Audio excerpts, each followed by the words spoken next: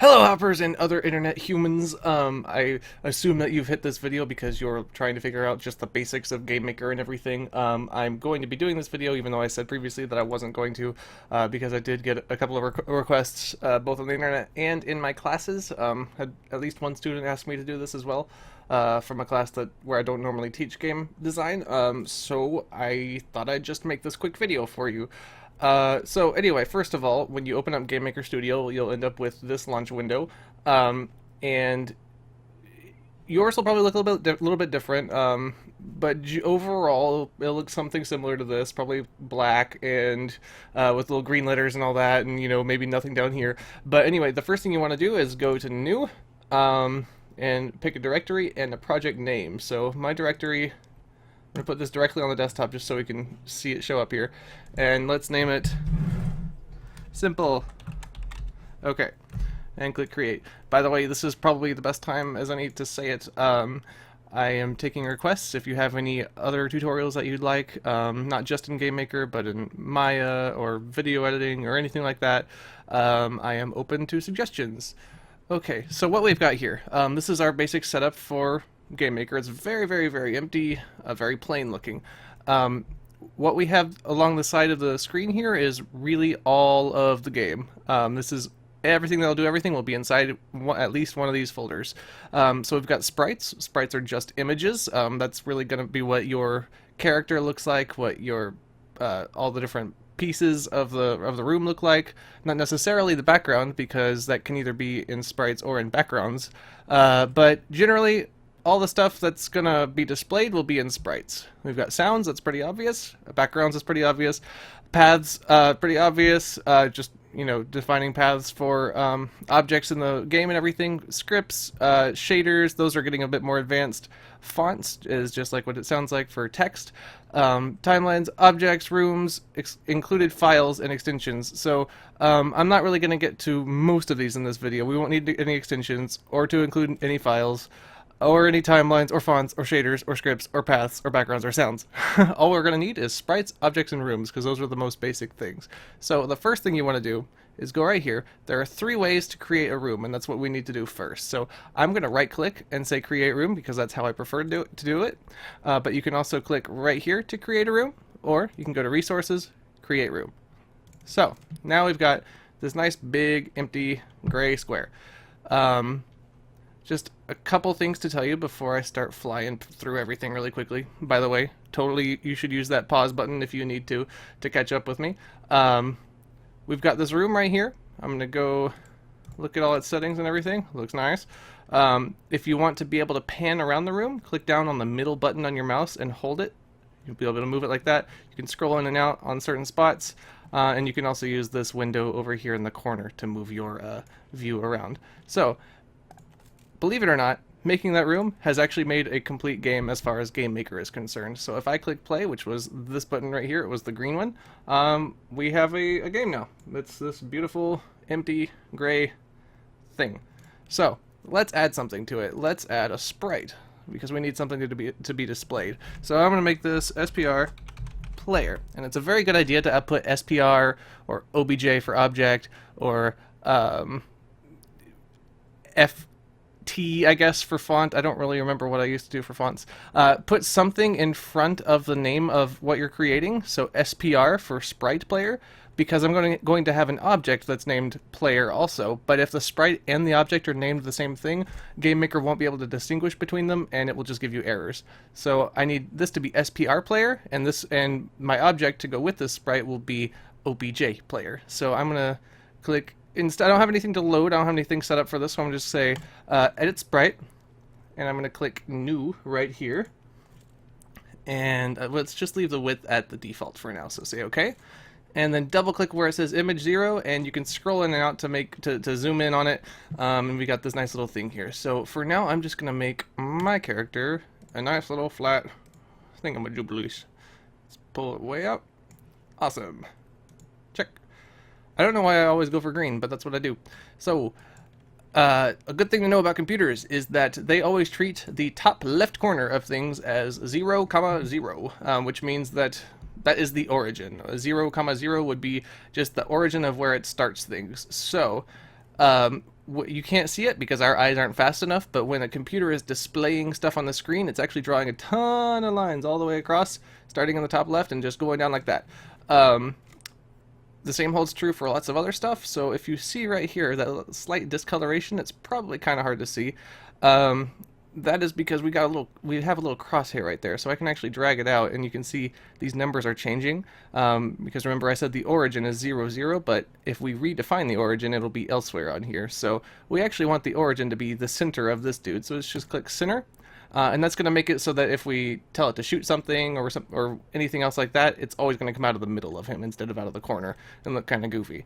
Okay, so let's hit OK. After we click center, it should say 16 by 16 if you left it on the defaults. And I'm going to go to objects now and make a new object. I'm going to say this one is obj player. Awesome. Let's give it a sprite by clicking right here. Say sprite player. And let's say OK for a moment. I'm going to go into the room, go to objects, and it should show up right here. And I can click to place it in. Now, if you notice, we've got this little grid turned on right now, so it's going to snap into places. If you want it to be a little bit more precise where you're putting things, just change these numbers to 1 or some other number like that, and you'll be able to move it around much more easily. Okay, you can also toggle the grid on and off if you need to. Okay, so right now, if I were to run this game, it's basically going to be the exact same thing as before, but with a little green circle in it. So if you want that to actually do something, we need to tell it what to do. So the way these objects are set up and the way that you can program them is these are events on the left side and actions on the right side. So what that means is an event in real life is something that happens, right? And an action is something that you can do. So what this means is that it's going to wait for something to happen, and if anything that's listed in here happens, it's going to jump over here and do the thing that it needs to do for that event, okay? So what I'm going to do is make it so that when I'm going to use left, right, up, and down just because it's easier for illustration purposes, but if you want to use W, A, S, and D to control the character or something like that, you can definitely do that as well down here. Anyway, I'm going to make 4 events for left, right, up, and down. And be sure that you're clicking on keyboard, not key press or key release. It's going to work a bit differently for all of these things. So what I'm going to do is I'm going to drag this in right here, and it's moving left, so let's just say move left at speed of 10. Actually, let's just make it 5. Okay. For up, let's make it move up at a speed of 5. For right, let's make it move right at a speed of 5. And for down, let's make it move down. Oops, grab the wrong one. We'll use that in a minute. For down, we're going to do this at a speed of 5, and okay. So, now I've got left, right, up, and down, and let's see what happens. It may not be exactly what you expect, actually. Alright, so now we've got it so that our character can constantly move. He can't stop, though, because we didn't actually tell him how to stop. We only told him how to move. If you think about it, we told it, if this button's pressed, start moving this direction. But we didn't tell it to stop if we stop pressing the button, so all it knows what to do is basically move in those 4 directions that we told it. Now, if you notice, it can only go up, down, left, and right. It can't go in diagonals or anything fancy like that, which is the very, very limited nature of what we actually just used to make him move. So, because of that, I'm going to close this, and I'm actually, just in case YouTube is messing up the video a bit here, I'm going to switch the background of my room to black. You don't have to do this. I'm just going to do that so that it shows up a bit more obviously on the screen. Alright, I'm going to click check. So instead of using this red thing right here for moving in a fixed direction and speed, let's get rid of that because it's really, really not that useful, to be honest with you. So I'm going to delete all 4 of them. And what we're going to do instead is use something that allows for a lot more wiggle room. So what this did when we dragged it in, it completely resets all of the movement for that character in the direction that you're telling it to go now. And the same is true for this blue one right here. What we want to use is these 2 right here. They take a little bit more knowledge, maybe, barely more, but they'll end up working out a lot better for you. So left, up, right, and down. These are not in the order I'd prefer them to be. So I'm going to actually start with up because this is a little bit weird. If you recall, I said that 0, 0 is in the top left corner of the screen, and that's just how computers handle it. That's how GameMaker will handle it as well. 0, 0 is always top left, okay? Which means going left to right would be positive. If you go right to left, that would be negative. So you're adding if you go to the right, and you're subtracting if you go to the left. That's pretty normal for like a graph or something, but because 0 is at the top, that also means that if you're going down, you're adding. I know it sounds weird, but you'll actually have to subtract to go up. That's just how it will always be in GameMaker. So for up, we're going to say move, we're going to tell it to set the vertical speed, and we're not going to tell it to be 5 because that would end up making our up key make our character go down. So instead we need our vertical speed to be -5. And for the rest of these, we need to do something similar. So remember, left is also negative. So left needs to be -5 for horizontal speed. Make sure you grab the right one. Okay, see, these are different. Our right speed will be 5, and our down speed will also be 5. Okay, let's make sure I got all those right. Cool. Now, this should work a little bit better. Let's see what it does. I'm going to save it again and run it. Alright, it's got the changed background, and yeah, sweet. Now, it's actually stuck going in diagonals, which is kind of funny. The reason it's doing that is because we still haven't told it what to do when we stop pressing the key. So now it's actually got just 2 directions constantly adding to each other. So the next thing we're going to do, we could go through and say key release and make a key release event for each one of these and tell it to reset its speed. But that's not the best way to do it, I think. So we're instead going to say create. Now, keep in mind, this is an event, not an action, so it's not going to be creating anything. What it's actually doing right here is going, oh, okay, I've been created, I should do this now. So, under events, create, when the player is created, so basically right when the game opens, it's going to, oops, I completely missed it. It's going to set the friction, and let's set the friction to 0.5. Because maximum friction in real life would be 1. Anything above that, you just can't really move your character at all. So say OK, OK, and let's see if it works better now. Oh, much better. So we can run around. We have a slight curve to our path if we kind of just tap one thing, but when we let go, it stops for us, and it does kind of a smooth stop, which is very nice. Okay, so we're gonna say check for that, or sorry, just close that, and let's add another sprite. Actually, I'm going to say create sprite, SPR mini me. Not sure where I'm going with that, but edit sprite, make a new one, and instead of 32 by 32, let's make it half in both directions. Let's make this 16 by 16. I'm going to zoom in, and this time I'm going to make another circle just by clicking and dragging from the top left all the way to the bottom right and fitting it in perfectly. Say check, check, and it doesn't matter how well this looks, you know, this is just to get the basics down. So I'm going to click center on this as well, so it's centered just like his body is. And what we've done is made basically a copy of the player that's 1/4 the size, so it's going to be much smaller. And we're going to make an object to go along with it. So this is going to be obj mini me, and we're going to add the sprite to it, and we're going to tell it to do one thing. Actually, we're going to tell it to do 2 things just to be safe. We're going to say when you're created to move towards a point, and that point will be mouse X and mouse Y, and go with a speed of 15, so go much faster. Alright, what that's going to do is when it's born, basically, like whenever we click on the screen, once we have that set up, it's going to move directly to where the mouse is. And it's only going to move towards the mouse right when it's created. If you move the mouse after it's already started moving, if you move your mouse after it's already started heading towards you, it will just go off in the wrong direction. Or just keep continuing in the same direction, rather. So, I'm going to say OK right here. And that's okay for that. Let's see. I need to add another thing for this, just so that we don't overload a computer or anything like that. There's a very low risk of this, but it's just a good practice to have. So I'm going to say other. outside room, and I'm click on one of these tabs on the side here. I'm going to click on main one and drag in the one that looks like a recycling bin. It says destroy the instance, and it's going to destroy itself when it goes outside the room. So that's going to mean that we don't have tons and tons and tons of these little bullets or mini-me's or blobs or whatever you want to call them, just flying out in every direction from the screen, never to be seen again, that the computer's still tracking for no reason. Okay, so we've got two things that it's doing, and that's good for now. And let's go on to Object Player and make sure that the player can actually shoot stuff. So let's add an event. We're going to click on mouse.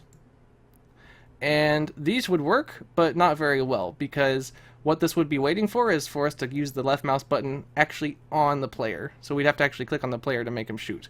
Instead, we want to go to global mouse, say global left button, and that's going to look for the mouse to show up and click anywhere inside the game, okay?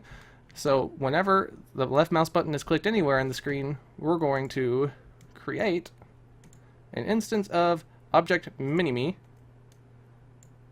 at 0 and 0. Now, if we left it like this, it would actually show up in the top left corner of the screen, just like I said. But because we're doing all of this in relation to object player, we can actually check this relative thing right here, and what that will mean is that instead of 0, 0 for the whole game, it's going to go to 0, 0 for the player, which is why it was important that we centered our player's origin so that 0, 0 is right in the middle. So since we did that, we can just say 0, 0 relative right here, and that's going to make it so that our little blob shoots out exactly from the center, just like we discussed before. So if I click OK now, save, run, we can now move around, and because I made it, instead of making it click, I just made it whenever you're clicking the button at all, it's going to just keep constantly spitting out these things as long as I hold down the button. Pew, pew, pew, pew, pew, pew, pew. Awesome. Okay, so that's some basic stuff already, but let's just add a couple more things. I'm going to close this. I'm going to add one more sprite. Create sprite, SPR wall, because this is kind of an important thing to do. So let's go ahead and edit the sprite and leave it at 32 by 32 because that'll work just fine, and say OK. And then we're going to zoom in a bit, and actually let's just fill it in with another equally bright garish color. So, whew, boy, that's bright. Okay, we've got this enormously bright magenta fuchsia color, and we don't need to actually center this one. It won't actually matter for this, so just say OK. And add an object for object wall. Add the sprite to go along with it, and that's basically all we need. Let's go ahead, just in case we end up doing something later with it, let's go ahead and check solid for the wall, alright? And then let's go into the room, and let's add in a bunch of those walls. So I'm going to hold down Shift and Control on my keyboard, as you can see it saying to do right here, and as long as I hold down both Shift and Control, everywhere I click, even if I just hold down the mouse button, it's going to make an object there. So I've got my grid on. If I hold down all these buttons and then click with my mouse, it's just going to let me kind of draw it all in. If you miss, it's okay. You can fix that later. So just make sure you go all the way around, and then you'll be able to go back and do the exact same thing with the right mouse button to delete them. So I'm going to delete these just in case I overlapped a little bit. Okay, so now we've got that. Say check. I'm going to do a couple more things.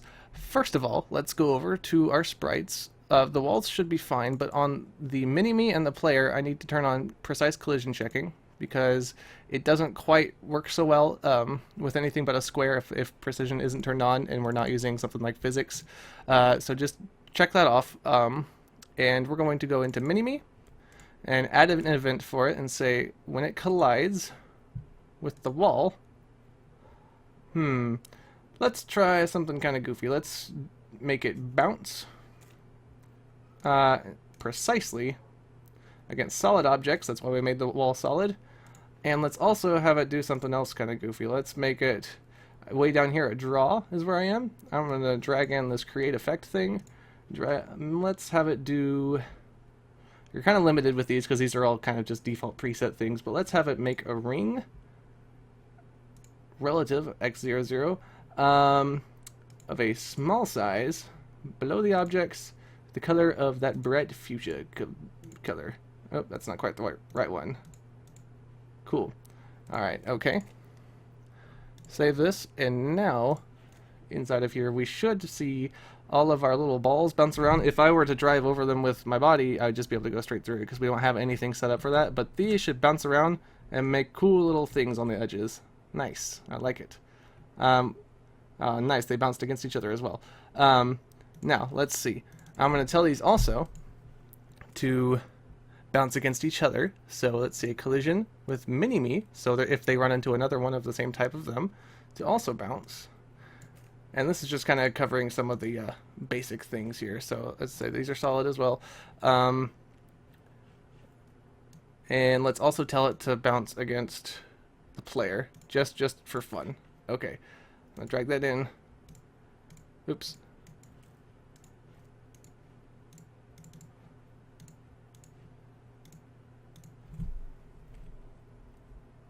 Okay, so let's see how this works now.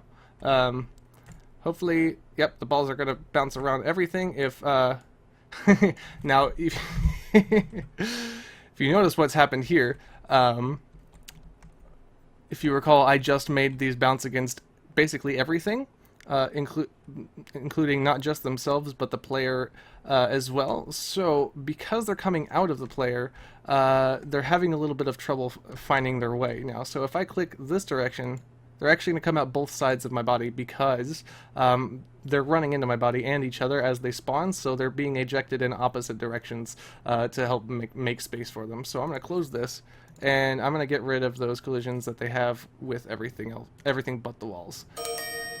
And let's do one more thing. Let's make sure that the player will bounce off the walls.